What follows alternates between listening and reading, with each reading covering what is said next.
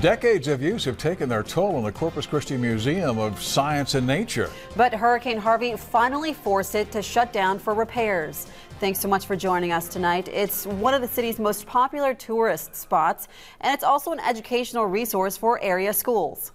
Now, it's been closed to the public for nearly 5 months now, and the reason is mold remediation. Our Jane Caffrey's live at the museum this evening. And Jane, you spoke with museum officials today. Any word on when they plan to reopen for visitors? Lee, the private company that manages this city-owned building, tells us they're working to open its doors as quickly as possible. The goal was to open the museum for spring break, but city officials tell us just this week more mold was found inside the museum. The Corpus Christi Museum of Science and History took a beating from Hurricane Harvey. We had water penetrate through the front doors, and you can see the laminate bubbling up from the water damage. Floor damage, roof damage, leaks, mold. The museum was closed for a couple of weeks immediately after Harvey. Then it opened its doors again for about a month, hosting one major event during that time, the Classic Brew. But contractors hired by the city discovered more and more problems in sections of the museum built between the 1950s and 70s. It closed again on October 13th, and it hasn't reopened since then. It's something that it was kind of a can of worms, where you started one area and you see another area and you see another area, and you just have to keep going until it's all done. Since October, signs on the front doors have shown visitors mold remediation is in progress. It's a very intense process because we're having to go through all the artifacts.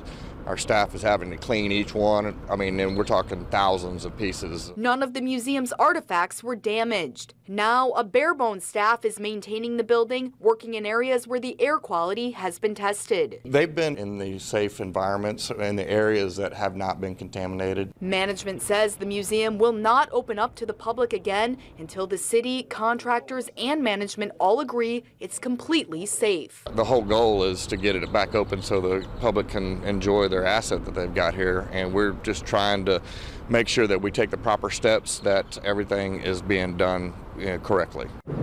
We also asked, with an old building and all these damages, is it time to build a new museum? Management says that would not be cost effective, especially with the city investing so much money in these repairs. Lee?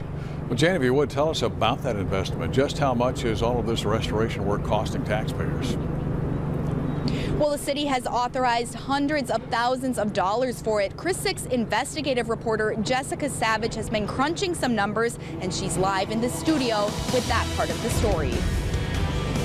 So far, the city has paid about $134,000, but that amount is expected to more than double.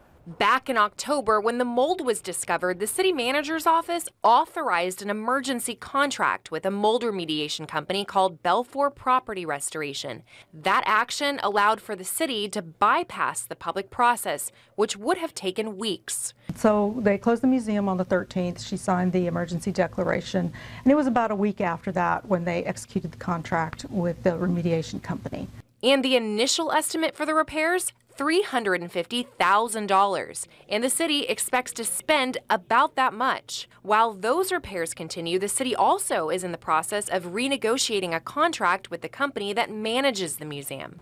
I spoke to Bill Durrell, who owns the company that manages the museum, and he tells me he wants to continue that contract, but he needs certain assurances in place. He wouldn't elaborate beyond that.